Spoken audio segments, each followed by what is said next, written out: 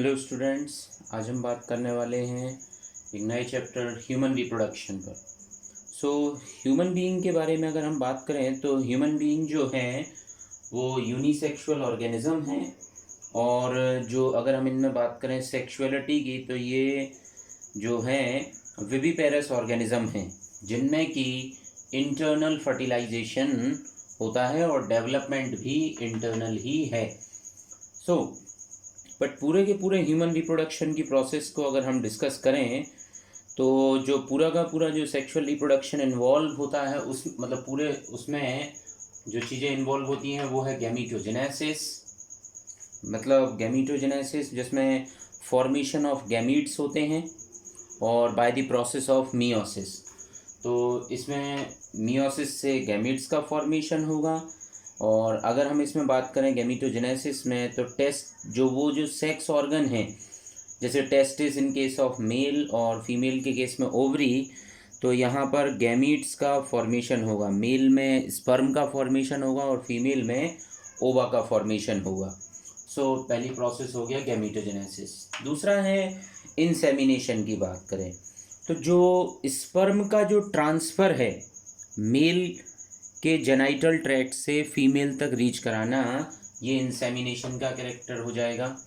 तीसरा देन अगर हम बात करें फर्टिलाइजेशन के केस में जो मेल और फीमेल गैमीट्स होंगे वो आपस में फ्यूज हो जाएंगे और वो डिप्लॉयड सेल जाइगोट का सिंथेसिस करेंगे।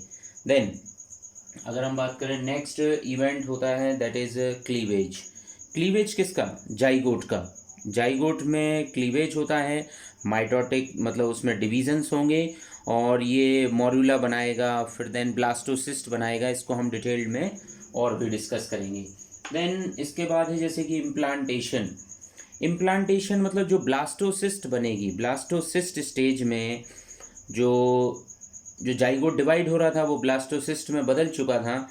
और ये जो है इसका जो है इस इम्प्लांटेशन कंडीशंस में ये वॉल ऑफ यूटेरस पर जाकर अटैच होगा और अटैचमेंट के साथ साथ ये वहाँ से नरिशमेंट भी गेन करेगा। फिर देन यहाँ पर है एम्ब्रियोनिक डेवलपमेंट की बात करें अगर हम तो एम्ब्रियोनिक डेवलपमेंट में अगर हम बोलें तो जो भी इम्प्लांटेड एम्ब्रियो है उसका गैस्ट्रुलेशन होगा, उसमें ऑर्गन्स के डेवलप होंगे तो ऑर्गेनोजेनेसिस होगा और इस तरीके से वेरियस प्रोसेसेस होते जाएंगे। कई सारे टिश्यूज़ बनेंगे, ऑर्गन्स बनेंगे, ऑर्गन सिस्टम्स बनेंगे और पूरा का पूरा एक मॉर्फोजेनेसिस की प्रोसेस हो जाएगी। फिर अगर हम बात करें ग्रोथ डेवलपमेंट भी है, पार्चुलेशन की प्रोसेस है। ग्रोथ एंड डेवलपमेंट मतलब किसका? फीटस का ग्रोथ एंड डेवलपमेंट होगा। जो फीटस है उसके सारे पार्ट्स बन जाएंगे और फीटस फुली फंक्शनल हो जाएगा, वो एक यंग वन में डेवलप हो जाएगा। और इस पूरे के पूरे पीरियड को जैसे हम बोलें तो वो कहलाएगा गेस्टेशन पीरियड। जब तक वो एम्ब्रियो जो है मदर की बॉडी में रहेगा, that period is called gestation period. और फिर पार्चुरेशन की प्रोसेस होगी। तो पार्चुरेशन की प्रोसेस में जो है जो यंग वन है, जो फुली फॉर्म्ड यंग वन है, वो डिलीवर्ड होगा और वो इन्वायरमेंट को फेस करेगा। तो वो पूरी प्रोसेस हो गया पार्चुरेशन प्रोसेस। तो इतने सारे कुछ इवेंट्स यहाँ पर होते हैं।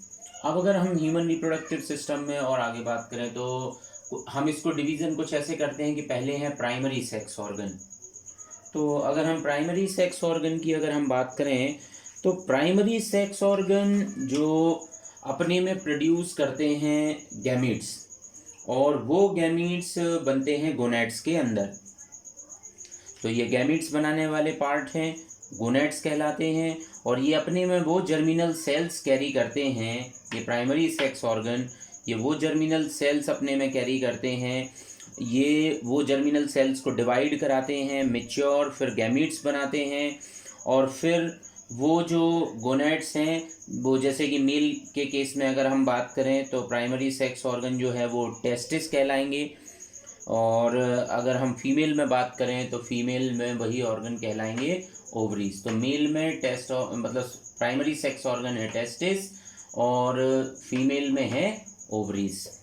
ये जो मेल के रिप्रोडक्टिव ऑर्गन हैं जैसे कि टेस्टिस, ये इन्फ्लुएंस्ड होते हैं। किससे इन्फ्लुएंस्ड होंगे? इनका इन्फ्लुएंस होता है गोनेडोट्रोपिन से, और वो गोनेडोट्रोपिन सिक्रीट होते हैं एंटीरियर लोब ऑफ पिट्यूटरी से। तो वो जनरली जो हार्मोन होते हैं जैसे luteinizing hormone, follicular stimulating hormone, तो ये हार्मोन्स यहाँ पर फंक्शनल होते हैं और इनमें डेवलपमेंट होता है। तो देन टेस्टिस जो होता है वो टेस्टोस्टेरॉन भी डेवलप करता है, और टेस्टिस के अंदर ही स्पर्म का भी सिंथेसिस होता है। जबकि फीमेल में अगर बात करें तो रिप्रोडक्टिव ऑर्गन जो मतलब जो प्राइमरी सेक्स ऑर्गन है वो ओवरीज हैं, ओवरीज से बनते ओवम, और यहाँ से कई सारे हार्मोन सिक्रीट होंगे, कॉमनली जनरली ईस्ट्रोजन, और ये भी इन्फ्लुएंस होता है यहाँ फीमेल का रिप्रोडक्टिव ऑर्गन जो है एंटीरियर लोब ऑफ पिट्यूटरी से रिलीज होने वाले गोनेडोट्रोपिन से। सो ये जो हॉर्मोन्स हैं जो पिट्यूटरी से रिलीज होंगे, ये अल्टीमेटली कंट्रोल करते हैं किसको? पूरे के पूरे टेस्टिस को और ओवरीज को, यहाँ पर ये कंट्रोलिंग करते हैं। देन अगर हम बात करें कि सेकेंडरी सेक्स ऑर्गन क्या हैं और कुछ कैरेक्टर्स की बात करें, तो सेकेंडरी जो सेक्स ऑर्गन्स हैं वो जनरली वो मतलब गैमीट प्रोड्यूस नहीं करेंगे, क्योंकि primary sex organ gamete produce करते हैं, बट सेकेंडरी सेक्स ऑर्गन्स जो है वो गैमीट्स का प्रोडक्शन नहीं करेंगे, ना ही हार्मोन का प्रोडक्शन करेंगे, बट एसेंशियल होंगे सेक्सुअल रिप्रोडक्शन की प्रोसेस को कंप्लीट कराने में। तो इनको हम सेकेंडरी सेक्स ऑर्गन की कैटेगरी में रखते हैं। देन अगर हम सेकेंडरी सेक्स ऑर्गन अगर मेल के केस में बात करें, या जो ग्लैंड्स हैं और जो डक्ट्स हैं वो मेल के सेकेंडरी सेक्स ऑर्गन की कैटेगरी में आ जाएंगे, जैसे वास एफरेंशिया, एपिडिडाइमिस, वास differentia, ejaculatory duct, seminal vesicles, Cowper's gland, और यूरेथ्रा, प्रोस्टेट ग्लैंड, और पेनिस। तो इतने ये पार्ट जो हैं ये सेकेंडरी सेक्स ऑर्गन की कैटेगरी में आएंगे। और अगर फीमेल में बात करें जो सेकेंडरी सेक्स ऑर्गन है वो है जैसे कि fallopian tube, uterus, vagina, external genitalia, Bartholin's gland, और मेमरी ग्लैंड्स। तो ये सारे सेकेंडरी सेक्स ऑर्गन हैं जिनका अपने आप में एक बड़ा रोल प्ले करते हैं ये।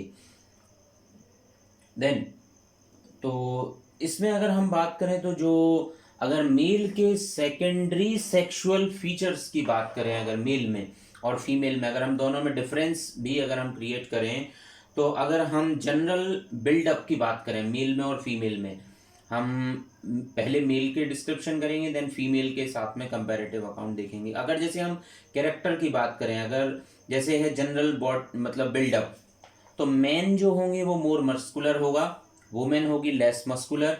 और एग्रेसिवनेस की बात किया जाए तो मेल जो है वो मोर मार्क्ड एग्रेसिवनेस रखेंगे, और वुमेन में लेस मार्क्ड एग्रेसिवनेस होगी। हेयर ग्रोथ की बात करें तो मेल में फेशियल बियर्ड होगा, मुस्टैक प्रेजेंट होंगी, जबकि फीमेल में ये चीज़ एब्सेंट होगी। एक्सिलरी जो हेयर्स हैं वो प्रेजेंट होंगे दोनों में ही। प्यूबिक हेयर्स की बात करें तो हेयर जो डिस्ट्रीब्यूटेड होते हैं वो मोर लेटरल होते हैं मेल के केस में, और अपवर्ड टूवर्ड अम्बिलिकस के तरफ होते हैं। और जबकि अगर फीमेल में बात करें सो ये मतलब जो होते हैं ये हॉरिजॉन्टल ग्रोथ शो करते हैं। चेस्ट पर अगर हेयर्स की बात करें तो मेल में ये प्रेजेंट होंगे, फीमेल में ये एब्सेंट होंगे। मेमरी ग्लैंड मेल में अनडेवलप्ड होंगी, फीमेल में वेल डेवलप्ड होंगी। स्किन की बात करें तो more hairy and coarse skin male में होगी, फीमेल में अगर हम बात करें तो लेस हेयरी और कोर्स स्किन होगी। तो ऐसे बहुत सारे कैरेक्टर, जैसे वॉइस को एक कैरेक्टर माना जाए, जैसे लो पिच वॉइस मेल का कैरेक्टर होगा, फीमेल में हाई पिच वॉइस्ड होगी। बीएमआर की बात करें, बेसिक मेटाबॉलिक रेट की बात करें, तो हायर होगी मेल में बीएमआर एक्टिविटी, क्योंकि उसमें ग्रेटर एक्टिविटी परफॉर्म होगी। और जबकि फीमेल में अगर बात करें तो ये नॉट सो, अगर हम उसको मैन के साथ में कंपेयर्ड अगर करते हैं तो। सो इस तरीके से ये सेकेंडरी सेक्सुअल फीचर्स हैं और कैरेक्टरिस्टिक्स हैं मैन और वुमेन में अगर हम बात करें तो।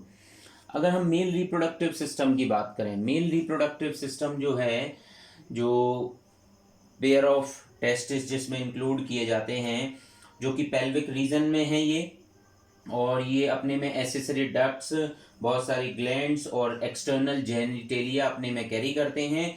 और अगर हम बात करें इसमें, जो टेस्टिस जो हैं आउटसाइड जो होते हैं एब्डोमिनल कैविटी में एक स्क्रोटम पाउच में अवेलेबल होते हैं। और ये जो स्क्रोटम पाउच जो कि आउटसाइड द एब्डोमिनल कैविटी है, ये जो है टेम्परेचर के मेंटेनेंस का एक अच्छा भी कैरेक्टर है कि scrotum keeps testis low temperature, और वो डिफरेंस हो सकता है 2 to 2.5 डिग्रीज का डिफरेंस भी होता है यहाँ पर।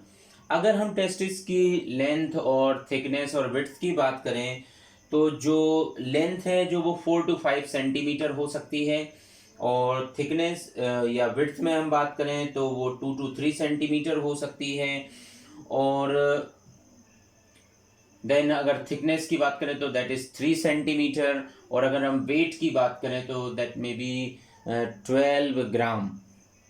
और अगर जो कवरिंग है that is covered by tunica albuginea, जो उसकी एक कवरिंग है। और टेस्टिस के अंदर कुछ टेस्टिकुलर लोब्यूल्स होते हैं, उन टेस्टिकुलर लोब्यूल्स का नंबर वो अप्रॉक्सीमेट 250 के नंबर्स में ये अवेलेबल हो सकते हैं।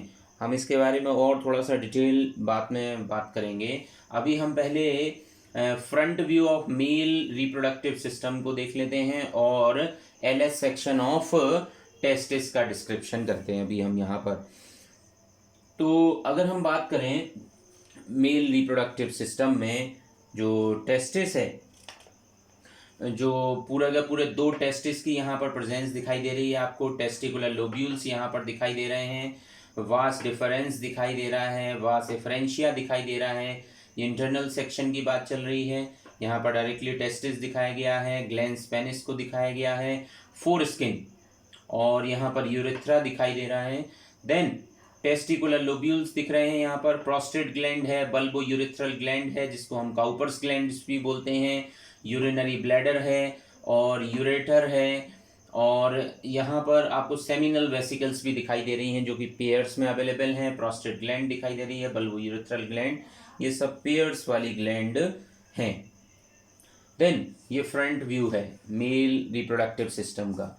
अगर हम सेमिनल वेसिकल्स की बात करें तो सेमिनल वेसिकल्स जो हैं, ये सेमिनल वेसिकल कुछ अपना स्पेशल सिक्रीशन मेल के केस में रिलीज करती हैं। ये सेमिनल वेसिकल पेयर्ड में हैं, ट्यूब लाइक ट्यूब्यूलर स्ट्रक्चर हैं, ये क्वाइल्ड ग्लैंड होती हैं सेमिनल वेसिकल्स।